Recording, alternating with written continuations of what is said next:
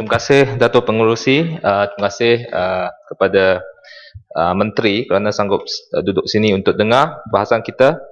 Dan saya ingin merujuk kepada Kepala B04000 penyiaran, sistem penerbitan dan siaran radio 01300. Menurut pendedahan Ketua Audit Negara 2012, RTM membelanjakan RM3,810 untuk jam dinding yang hanya berharga lebih kurang RM100 di pasaran, menelan sejumlah RM76,200 bagi 20 biji jam dinding. Pada asalnya, jam-jam dinding ini tersebut adalah komponen dikenali sebagai slave clocks dan ia merupakan sebahagian daripada sistem jam induk yang dihubungkan dengan satelit untuk membantu penyelarasan masa siaran. Walau bagaimanapun, sistem jam induk ini gagal berfungsi dan sekarang dia tinggal hanya sebagai jam dinding biasa sahaja. Jadi saya minta penerangan, jawapan daripada Menteri berkenaan dengan failure in terms of jam-jam ini dan kenapa kita berbelanja begitu tinggi untuk beli jam dinding. Ini daripada Auditor General Report. Juga membayar scanner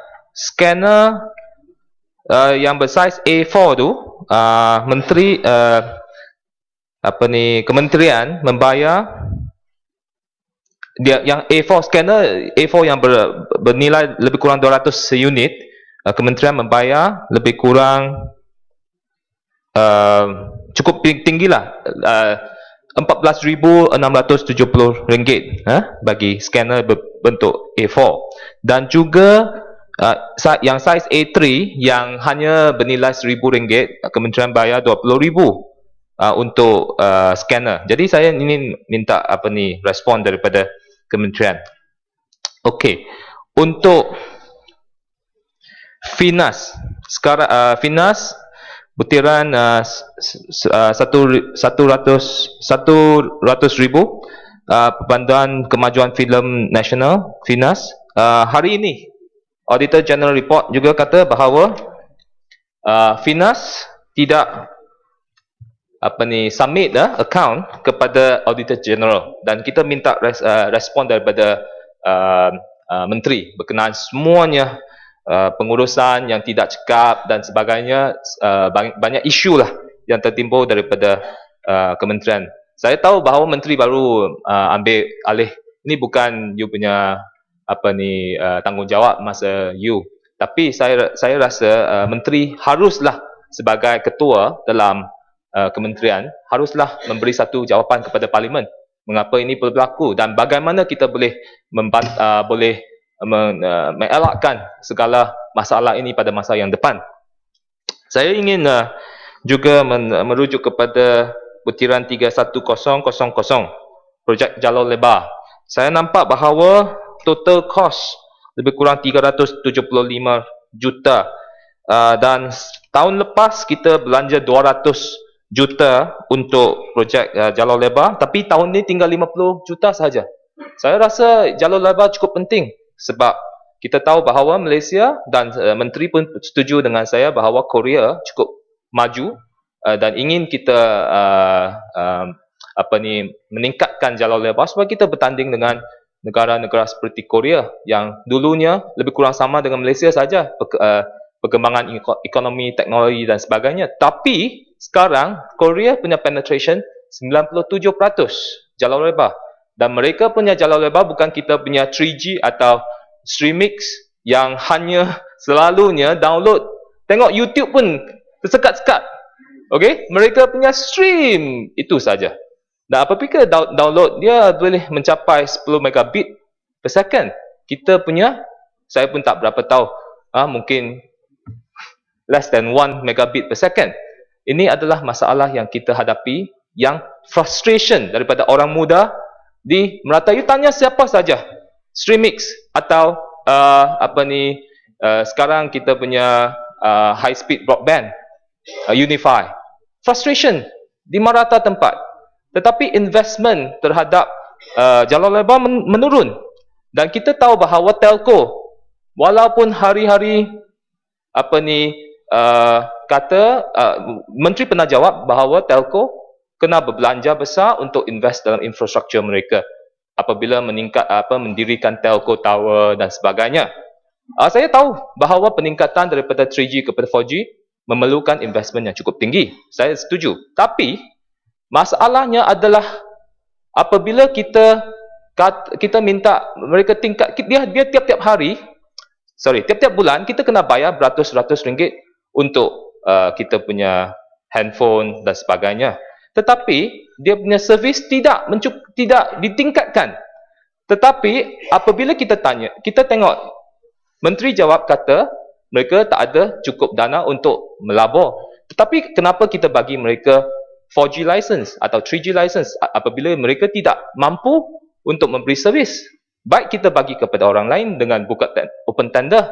Tetapi apabila kita bagi 3G kontrak, 4G kontrak kepada kroni-kroni tertentu saja, bukan kepada open tender, maka berlakunya isu mereka tidak boleh deliver.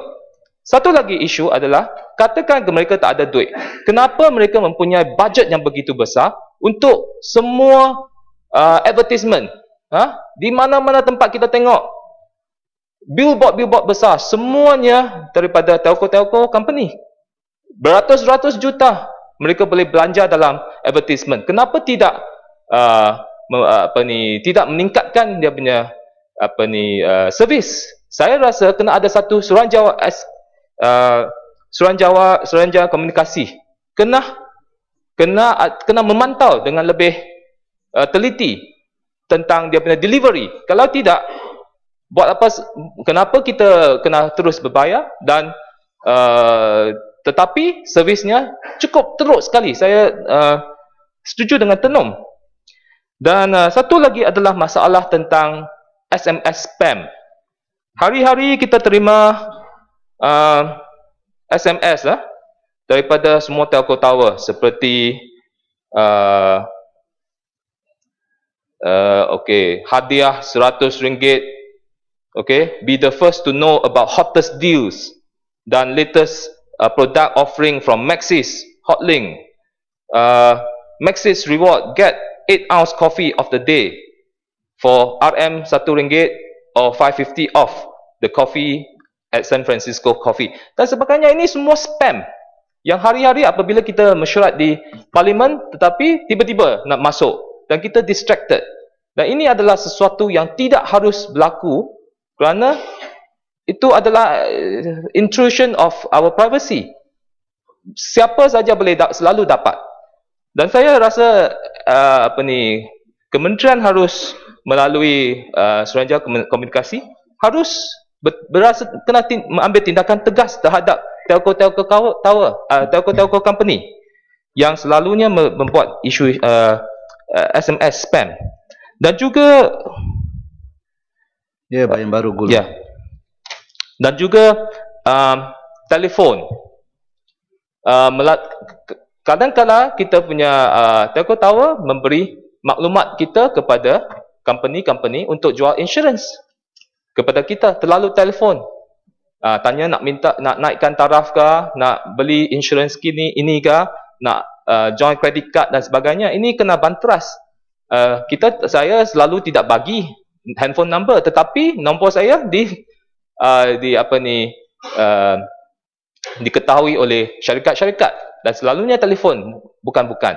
Saya rasa isu privacy haruslah ditingkatkan.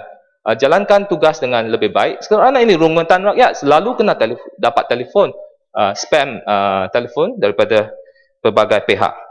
Okey. Akhir sekali adalah isu tentang butiran 110300 MERS. Bekalan butiran untuk MERS Malaysian Emergency Response Services MERS 999 telah dipertingkatkan sebanyak 21 juta daripada 50 juta kepada 71 juta. Dan juga panggilan kecemasan, projek perkhidmatan panggilan kecemasan PPK mengalami peningkatan yang ketara, iaitu mencecah 123.6%,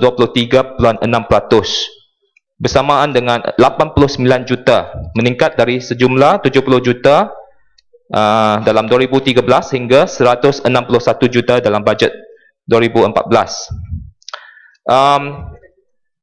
Dalam laporan audit negara 2012, JPB telah mengesahkan bahawa pembayaran berlebihan bagi projek MERS 999 iaitu sejumlah 1.62 juta telah dibayar berbanding dengan 1.08 juta kos yang dinyatakan asal dalam BQ-nya. Jadi saya ingin minta Menteri jawab mengapa kita berbayar lebih. Dan saya, to your credit, to the Kementerian Kredit, MERS 999 is actually quite okay. Saya pernah telefon beberapa kali, memang mereka mesra, mereka respon dengan baik.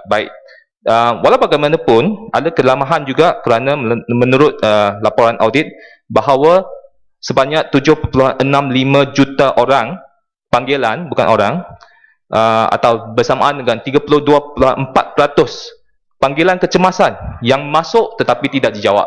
Saya rasa agak khawatir lah, kerana kalau 7.65 juta orang telefon 999 tapi tidak dijawab, kita mungkin kebakaran di mana-mana yang tidak diselamatkan, mungkin aksiden yang mungkin kita boleh selamatkan nyawa anak muda tu tidak dapat diselamatkan, atau siapa yang hilang dalam diculik ke atau dan sebagainya. Ini berlaku dan walaupun saya rasa agak bagus, tapi saya rasa Menteri kena jawab kenapa 32.4% telefon tidak dijawab.